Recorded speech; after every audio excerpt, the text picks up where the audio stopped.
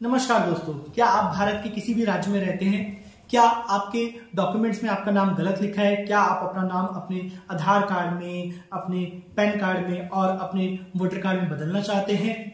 Friends, क्या आप अपने एजुकेशन डॉक्यूमेंट में अपने नाम को करेक्ट करना चाहते हैं? तो फ्रेंड्स, आज का वीडियो मैं भारत के सभी लोगों के लिए लेके आया हूं, जिसमें मैं आपको बताऊंगा कैसे आप अपने नाम को बदल सकते हैं, पूरे नाम को बदल सकते हैं, लास्ट नेम को बदल सकते हैं, मिडिल नेम को बदल सकते हैं। ठीक है, किस तरह से ये किया जाता है मैं स्टेप बाय स्टेप आपको बताऊंगा कि कैसे आप अपने पूरे नाम को बदलें या अपने एजुकेशन डॉक्यूमेंट्स में अपने नाम को ठीक करें।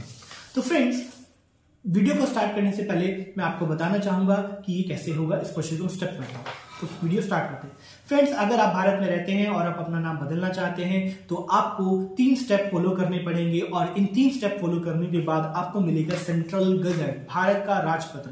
अब ये भारत का राजपत्र होता क्या है? ये भारत का राजपत्र एक सर्टिफिकेट है जो कि केंद्र सरकार द्वारा दिया जाता है, सेंट्रल गवर्नमेंट द्वारा दिया जाता है।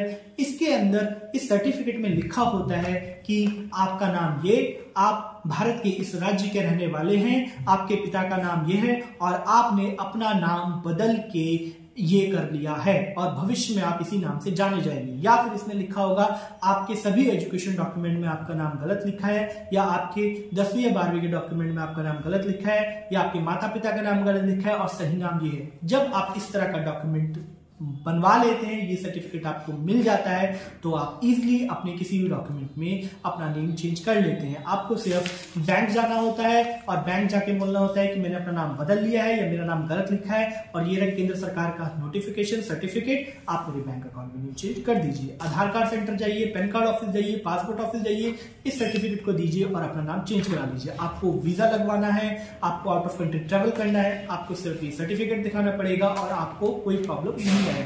तो फ्रेंड्स, इस सर्टिफिकेट को कैसे बनवाया जा सकता है? इस सर्टिफिकेट को बनवाने के 3 स्टेप हैं।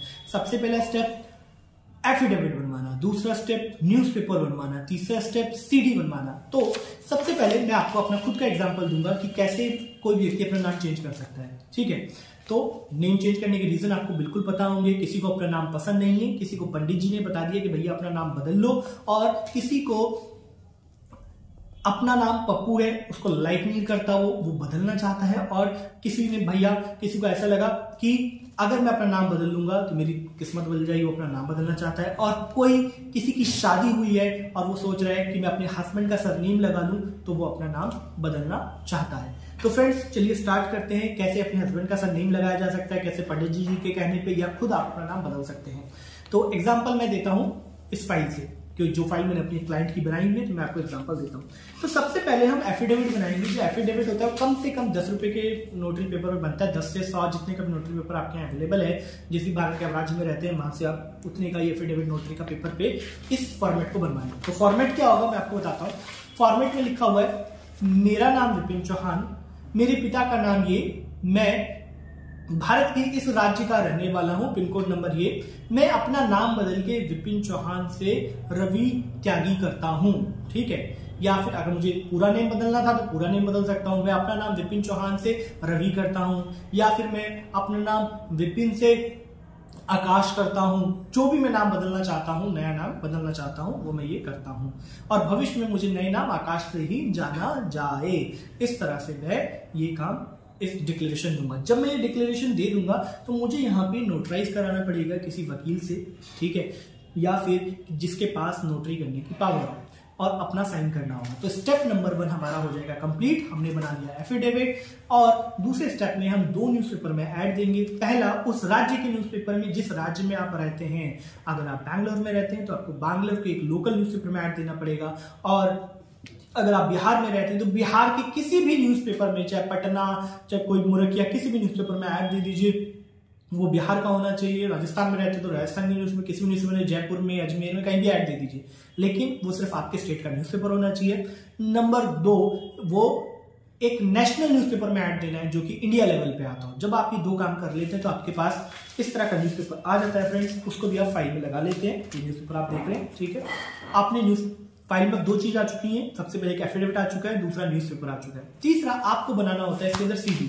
अब ये सीडी क्या होती है? मैं अपनी दूसरी क्लाइंट की फाइल निकालता हूं जो हम बना रहे हैं। तो सीडी में क्या होता है फ्रेंड्स, आपको जो आपने डेटा एफिडेविट में दिया, जो डेटा आपने न्यूज़पेपर वाले को दिया, वही डेटा आपको सीडी में डालना होता है। अभी सीडी में डलेगा कैसे? वर्ड में एक फाइल बनाइए, फाइल बनाने के बाद उस डेटा को सीडी में बर्न कर दीजिए, आपका डेटा सीडी के अंदर आ गया। तो जब आप ये 3 स्टेप पूरे कर लेते हैं, एफिडेविट बना लेते हैं, न्यूज़पेपर में ऐड दे देते हैं, सीडी में डेटा डाल देते हैं, अब आप कहेंगे यार ये फाइल तो आपकी विपिन जी थोड़ी मोटी दिख रही है और आपके समय 3 ही स्टेप चाहिए। जी बिल्कुल सही कहा आपने, क्योंकि कुछ स्टैंडर्ड फॉर्मेट होते हैं जो हर फाइल में लगते ही लगते हैं। वो 3-4 पेपर मैं अपने वीडियो के डिस्क्रिप्शन के नीचे या अपनी वेबसाइट पे आपको दे दूंगा। आप मुझे कॉल करके, व्हाट्सएप करके, हमारे ऑफिस में कॉल करके वो फॉर्मेट्स ले सकते हैं और वो भी इस फाइल के अंदर लगा लीजिएगा। जब आप ऐसा कर लेते हैं, आपकी फाइल पूरी रेडी हो जाती है, तो आपको गवर्नमेंट की वेबसाइट भारत पे जाके अपनी फीस जमा कर देनी होती है। फीस जमा करने के बाद आपको इस फाइल को सेंट्रल गजट ऑफिस जाके वहां पे इस फाइल को जमा कर देना होता है। जब आप अपनी फाइल को civil line central gazette office विधानसभा के जो पास है, क्योंकि भारत सरकार का ऑफिस दिल्ली में है, ठीक है, वहां जाके आप ये फाइल जमा कर देते हैं, तो आपको वेट करना होता है 30 से 40 दिन, मतलब 1 महीने से 40 दिन का वेट करना होता है। और 1 महीने बाद गवर्नमेंट की वेबसाइट पे, ई गजट की वेबसाइट पे आपको ये सर्टिफिकेट मिल जाता है। जैसे ही आपको ये सर्टिफिकेट मिल जाता है, आपको कुछ नहीं करना, आपको पैन कार्ड ऑफिस जाना है, इसको देना है, आपको आधार कार्ड ऑफिस जाना है, इसको देना है, और आपको अपने एजुकेशन सेंटर जिस बोर्ड से आपने पढ़ाई की है वहां जाना है, ये देना है, ठीक है। तो इस तरह से आपके सभी डॉक्यूमेंट्स के ऊपर आपका नेम चेंज हो जाएगा। अगर किसी व्यक्ति का एजुकेशन डॉक्यूमेंट जो है वो पुराने डॉक्यूमेंट, मतलब उसका 20 साल 30 साल पहले उसने 10वीं 12वीं करी थी, और वो अपने डॉक्यूमेंट पे वो कहेगा कि भैया मेरे डॉक्यूमेंट पे मेरा एजुकेशन डॉक्यूमेंट नेम कैसे चेंज होगा। भैया अगर आपके डॉक्यूमेंट बहुत ही ज्यादा पुराने हैं, ठीक है, आपने जिस बोर्ड से पढ़ाई करी है, अगर आप किसी जॉब के लिए प्रोवाइड कर रहे हैं, प्राइवेट या सरकारी जॉब के लिए, तो आपको क्या करना है, आप अपने डॉक्यूमेंट पे नेम मत चेंज कराओ, एजुकेशन डॉक्यूमेंट पे सिर्फ गजट की कॉपी, जब आप जॉब अप्लाई करें तो गजट की कॉपी लगा दीजिएगा, क्योंकि गजट केंद्र सरकार द्वारा दिया गया हुआ एक कानून है, एक सर्टिफिकेट है जो उन्होंने दिया है, ठीक है। तो इसको कोई काट नहीं सकता है, इसको कोई चैलेंज नहीं कर सकता है, तो वो लगा के आपके लिए भी काम करेगा। और अगर किसी ने हाल फिलहाल में अपनी एजुकेशन की है और वो अपना नाम चेंज करना चाहता है, वो इजिली बोर्ड्स में जाके और वहां जाके चेंज हो जाती है। तो आधार कार्ड, पैन कार्ड, सब जगह सेंटर्स पे जाइए, इस डॉक्यूमेंट को दीजिए और अपना नेम चेंज करा लीजिए। फ्रेंड्स, अगर आपका कोई भी क्वेश्चन है, इस वीडियो को बनाने में बहुत मेहनत लगी, सबसे पहले आपसे रिक्वेस्ट करूंगा आप इसे लाइक करें और सब्सक्राइब करें। दूसरा, वीडियो को बनाने में बहुत मेहनत लगती है, तो जो मैंने बोला लाइक सब्सक्राइब तो आपको करना ही है। अगर आपके कोई क्वेश्चन है और मैं आपके डाउट्स को क्लियर नहीं कर पाया हूं, तो आपको मुझे क्या करना है, कॉल करना है, व्हाट्सएप करना है, या मेरी वेबसाइट पे जाके फॉर्म भर देना है, ताकि मैं या हमारी तरफ से कोई आपको कॉल करके आपको असिस्ट कर सके। तो फ्रेंड्स, आज के लिए इतना ही, धन्यवाद। मैं आशा करता हूँ आपको समझ आया होगा, और नहीं समझ आया होगा तो बिल्कुल आप मुझे कॉल करके या मेरे वीडियो पे नीचे कमेंट करके आप मुझसे क्वेश्चन पूछ सकते हैं। Take care, bye bye.